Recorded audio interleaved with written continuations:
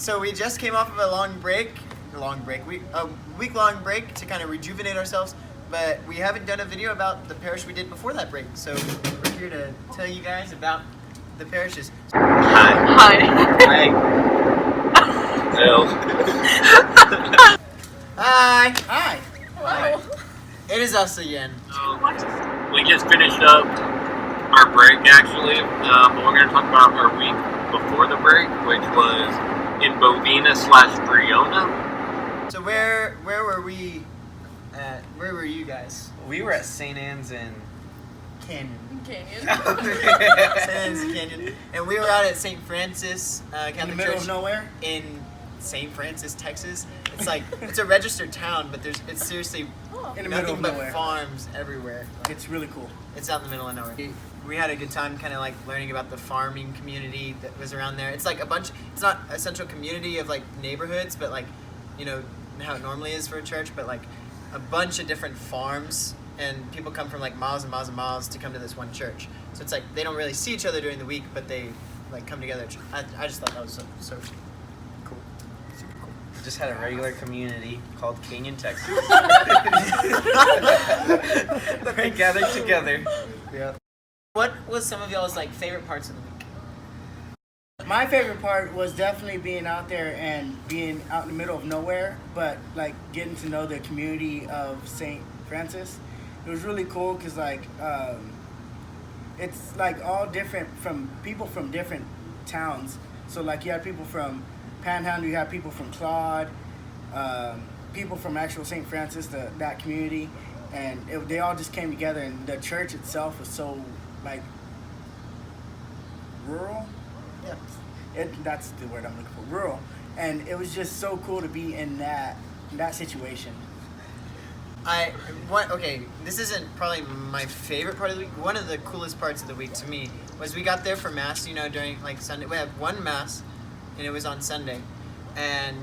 But it was only one Mass, small community, but they packed that little church that they had there. It was so cool to see that. But also the music there, I'm a music major. And so the coolest part of it to me was like, if I told you that there was country music at Mass, you might think like, yeah, like weirdo stuff. But it was so awesome to see how like they were playing country music, but it was like country style music, same song, same like church songs, but like country style. But it was like so well fitted. Like this community did a very good job of merging their identity with the sacrifice of the Mass and the music all to come together as like a farming community Mass. It was so cool to see. So that was one of the stuff. Another cool part was like seeing how much the youth program grew from like night 1 to like night 3. We started with like 19 about, but then by the third night we had over 30, so it was really cool to see that just grow and expand. So it was super cool. My favorite part of the week was in the high school nights, the night program. Father, he really talked about how after our adoration and confession night on Tuesday, he really told us about how the kids, they really carried themselves different. They had a different attitude and a different understanding of like what confession was. And I thought that was really cool that he noticed that and also shared it with us, but that the kids really did understand and get something out of Josh's confession talk and just the things we talked about earlier in the week. My favorite part about the week was we had a girl who came to our evening program. She had graduated college a couple years ago, but she was thinking about coming into the Catholic Church. So she had a really cool story about coming with a friend, and she knew the Catholic faith was it because the truth and the tradition. And it was really cool because even though she was older, she still felt comfortable enough coming to small groups and having those discussions. And I told her it was a really admirable thing that to see people want to come into the church, to desire what the Catholic Church gives and provides for its members. So it was just really cool to kind of hear her story and see how she's coming into the church. What about some like funny moments? What were some funny moments for us? One thing that I thought was so funny is that for the morning program, all the kids would show up and would be like, "All right, who's ready for competition time?" And you could tell those kids were not no morning kids because half of them would still have that toothpaste on their face and stuff. But, Fun night. We did a bunch of What Are the Odds, and funny thing was we had it to where at one point Ben here got taped to a pole a lot. And by a lot, I mean a lot. Like, we had 3 rows going. We were circling him continuously. And me and a couple of the kids go, we're not letting anything peek through. There is nothing but tape on you. Okay, so with the skit, we tell Jose, it's the raisin skit, and we tell Jose, like, right before it starts that he's going to be the spoon this time. And so... Which I had never done. I'd never done the spoon. And What is the role of the spoon in the raisin spoon skit? There's for our a viewers who might not know. The spoon attacks the raisins that are like the 3 other team members and drags them out of the stage. Kicking and and screaming. at the end of the last person they get to, they squeeze them out, and thus comes out the purple string. But I didn't know. I've always been a raisin. This was my first time being a spoon, and I didn't know what to do. I ran into this room and prayed very quickly what to do, and then I look up in the shelf. I look at the shelf, and there's a box of spoons right there, and I grabbed the spoons, and then I was like, what do I do now? And then I found tape, and I was like, I'm taping everything to me, and I had a spoon in my mouth, a spoon in my hand. I come out my teammates do not know that I have spoons on me or anything. They come out and look at me and what is going on? What are you doing? So any kind of a struggle that your team went through, or one of y'all personally went through, but figured out how to overcome it?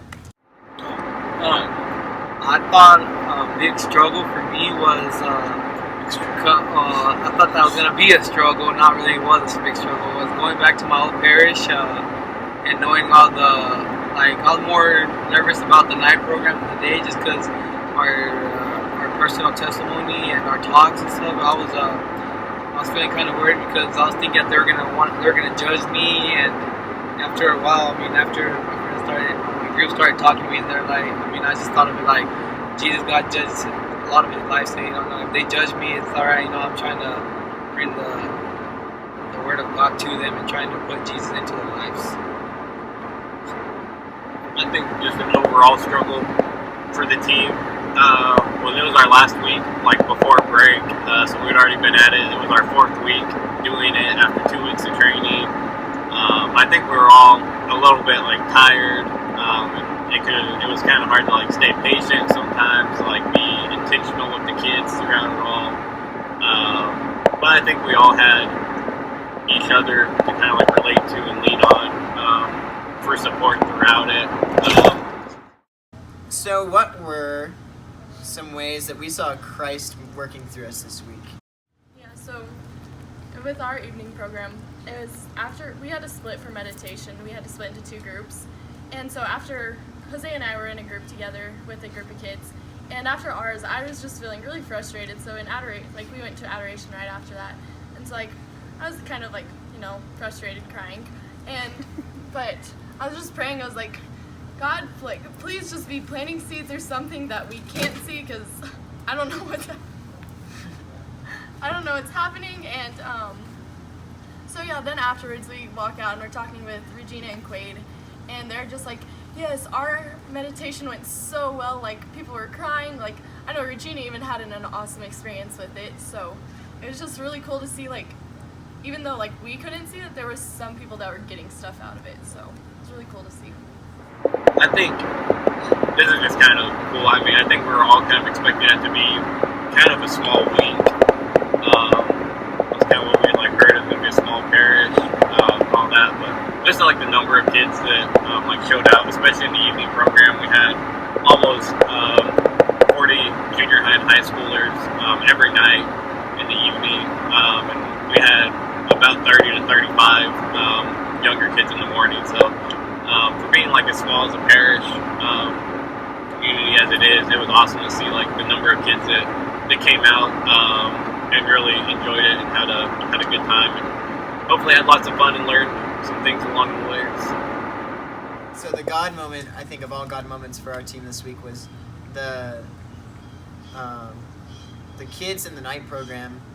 Only after the second or third night, maybe, they started asking for night prayer books so that they could take them home, and like if they weren't going to be there the next day, they could pray by themselves but still be praying with the church. And then so that reaching out of the kids, of the youth, the young adults, was really something cool to watch. Christ moving in them, stirring their hearts too. Quaid actually left because he had Basic. training for ROTC. Yes. Which we are praying for him right now. But we get an awesome new teammate named Kevin. Yeah. Come on here, Kevin! Meet our fans! But Jose, Lacey, Kevin, and Regina, they got themselves a new teammate, so they're really excited to see how that's gonna go. Bye, guys. God bless. Okay. That was a great week.